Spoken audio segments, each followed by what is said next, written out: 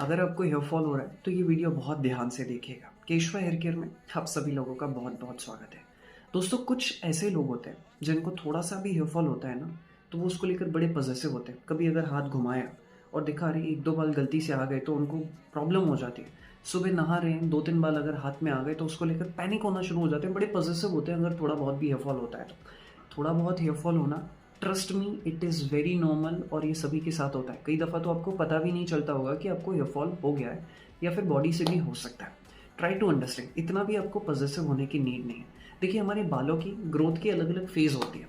एक होती है ग्रोथ फेज़ जिसे हम एनाजन फेज़ कहते हैं, एक होती है कैटाजन फेज़ जिसमें हमारे बाल स्टेबल हो जाते हैं, और एक होती है एक्सोजन फेज़ जिसमें बाल टूट के जो है जब उनकी उम्र खत्म हो जाती है वो निकल जाते हैं, विच इज़ नॉर्मल फेज़। अब आप ये थोड़ी बोलोगे उनकी उम्र खत्म हो गई वो तो चले गए, राइट? तो आपको इतना पैनिक होने की ज़रूरत नहीं है।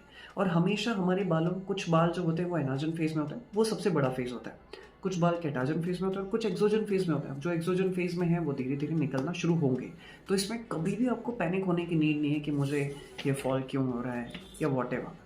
अब रही बात विंटर सीजन में आते हैं। विंटर सीजन में थोड़ा बहुत डैंड्रफ होना कंपलसरी है, ऑलमोस्ट बहुत सारे लोगों को होता है। थोड़ा बहुत हेयर फॉल होना कंपलसरी है, वो होता ही है क्योंकि सीजन का चेंज है, उसका इम्पैक्ट हमारी बॉडी पर पड़ता है।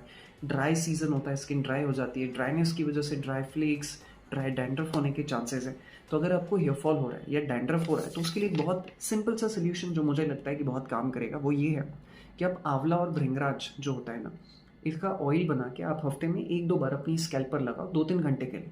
एंड फिर उसके बाद जो केशवा का 360 हेयर शैम्पू या कोई भी अच्छा नेचुरल शैम्पू अगर आपको लगे तो आप उसका इस्तेमाल करके अपने बालों को धो सकते हो। मिनिमम 2 घंटा लगा के रखो या रात भर लगा के रखो।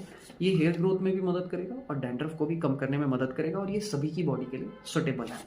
एक चीज़ ये हो गई। दूसरी चीज़, इस सीज़न में एक बहुत बड़ी प्रॉब्लम ये होती है कि बहुत सारे जो लोग हैं वो गर्म पानी से नहाते हैं। विंटर सीजन है, हम सभी लोग ऑलमोस्ट इस्तेमाल करते होंगे।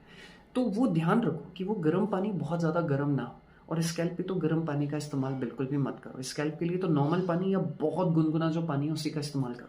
गर्म पानी अगर आपकी स्कैल्प पर जाएगा तो स्कैल्प की हेल्थ वो तो ख़राब होगी, और साथ ही साथ हमारे जो बालों की रूट्स हैं वो भी वीक होंगी, और उससे अल्टीमेटली आपको हेयर फॉल होने के चांसेस हो सकते हैं। तो गर्म पानी का इस्तेमाल मत करो, गुनगुने पानी का इस्तेमाल करो, और बालों पे तो बहुत कम गुनगुना पानी हो।